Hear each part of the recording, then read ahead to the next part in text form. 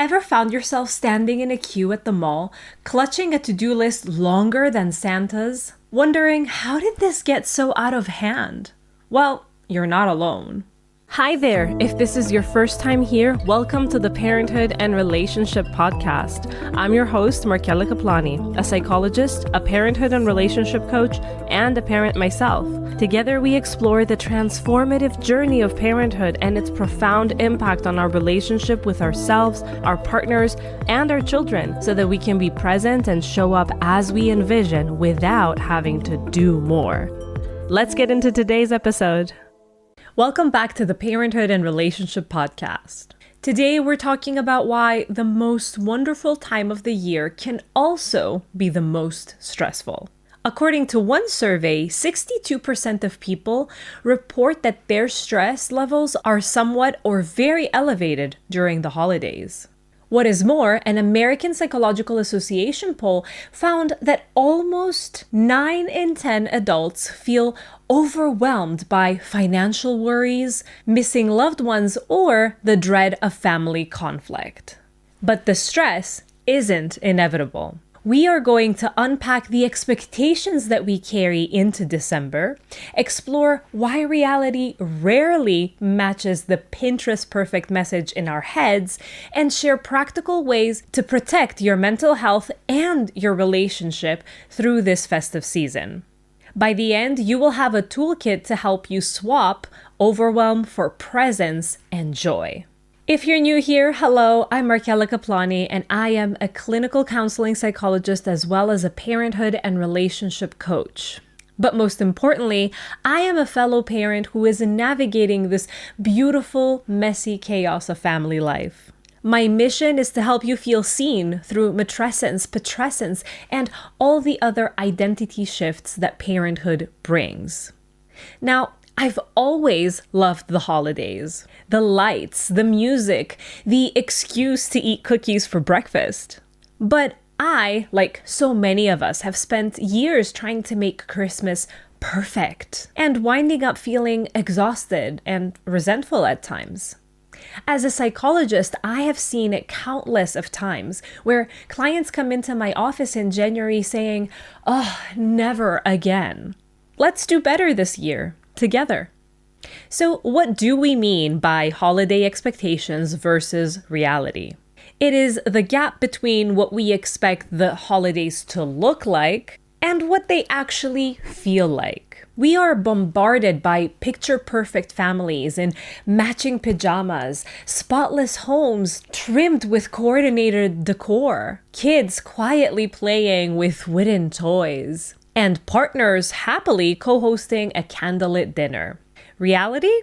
You're lucky if you find 2 clean socks that match, the kids are ripping open presents at 5 a.m., and you and your partner are whisper arguing about money while your mother-in-law comments on the turkey. These expectations come at a cost. The American Psychological Association poll found that 41% of U.S. adults say their stress increases during the holiday season compared to the rest of the year. And 43% admit that this stress interferes with their ability to enjoy the holidays. Financial pressure is the biggest culprit, with 58% of people worrying about the fact that they have overspent or that they do not have enough money in order to get the gifts that they want. And this is followed by finding the right gifts and missing loved ones. When we enter the season with a checklist that no human family could ever meet, we set ourselves up for disappointment and for resentment. Let me tell you about a client of mine, let's call her Anna, who came to see me in February after what she called a holiday from hell. Anna had decided that this Christmas would be the one that her children remembered forever. She baked 3 kinds of cookies, organized matching pajamas, DIY'd an advent calendar, booked photos with Santa, planned a 7-course meal for her in-laws, and spent hours hunting down the perfect gifts, including something that her toddler saw in a YouTube ad at 3 a.m. and never mentioned again. She maxed out her credit card, slept only 4 hours a night, and by the time Christmas Eve rolled around, she was so frazzled that when her husband suggested they skip the extra dessert, she burst into tears. Despite all her effort, the kids fought over a cardboard box, and her father-in-law criticized the gravy. She ended up sobbing in the bathroom, wondering why she even bothered. The next week in my office, Anna whispered, "I feel like I ruined Christmas." If you're nodding along, maybe you have lived a version of this. Or maybe you've been on the other end of this. Kind of like Mike, also a made-up name, but this is the case of a real client, a dad that I worked with who hated this season because he felt like a wallet and a pack mule. He didn't understand why the stockings needed 15 little gifts each. He felt guilty for wishing the holidays away, but the relentless commercialism left him feeling resentful and disconnected from his partner. His wife, meanwhile, felt unsupported and unseen in her efforts. Two people, one holiday, and two very different experiences. And at the heart of both is this gap between expectation and reality. So why do the holidays do this to us? Part of it is neurological. Ellen Bratton, a psychologist at the Massachusetts General Hospital, notes that the holidays demand a unique kind of executive functioning. We are managing more tasks than usual. Gift lists, travel plans, cooking, remembering all the school events, and family dynamics. Our prefrontal cortex goes into overdrive to keep up, which can actually reduce memory, decision-making, and attention. No wonder that we feel scattered and short-tempered. Then there's the cultural pressure. Social media feeds us this diet of curated holiday images that make our messy living rooms feel inadequate. Advertising equates love with expensive gifts. The trad wife trend that we discussed back in episode, was it like 82? Gives us this ideal of the 1950s that never existed in the first place. We internalize these images and believe that a good parent or partner must deliver magical experiences. And then family dynamics add yet another layer. The American Psychological Association poll found that nearly 1 in 5 people celebrating non-Christian holidays feel excluded because the dominant culture of that country doesn't reflect their own traditions. And then let's not forget that many families anticipate conflict. 36% of adults say that the holidays feel like a competition. For some, trauma or grief makes the season bittersweet. There's this invisible narrative that we should be happy. So when we're not, we may even feel ashamed. On top of that, our own childhood scripts can drive perfectionism. Maybe your mother always hosted, and you feel like you must live up to her example. Maybe the holidays were chaotic, and you try to overcompensate by controlling every detail.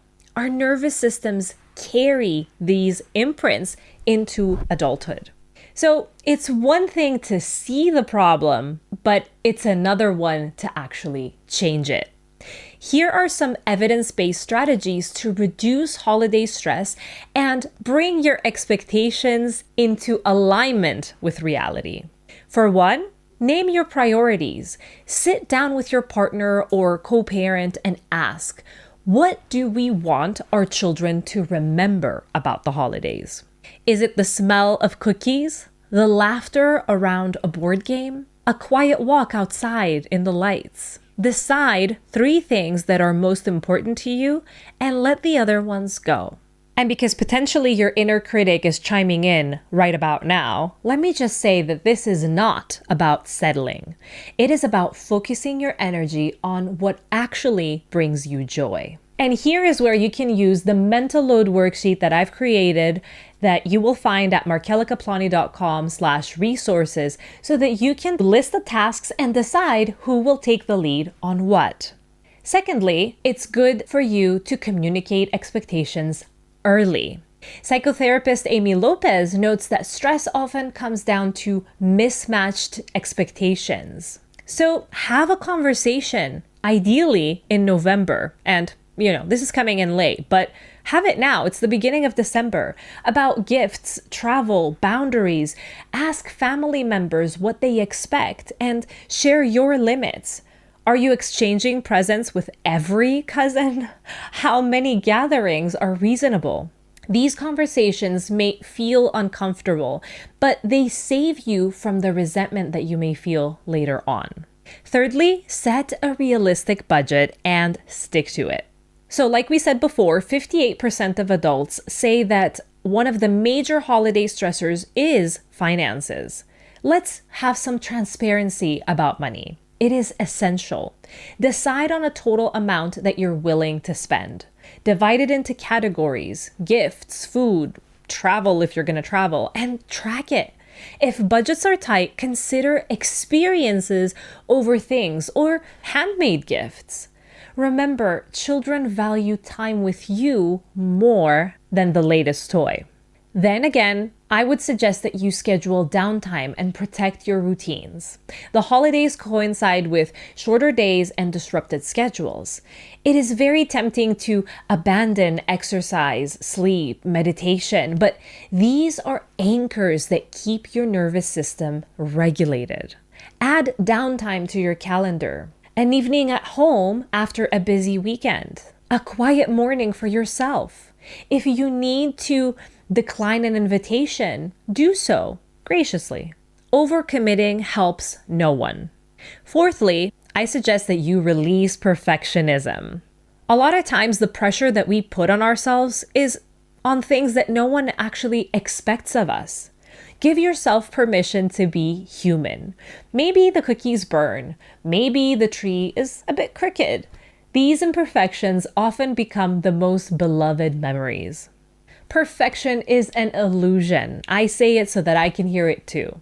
Presence is where connection happens. Next, create micro rituals to stay connected. During busy seasons, micro moments matter. Try a 6-second hug with your partner each morning, a nightly rose and thorn share with your kids, or a gratitude jar on the table.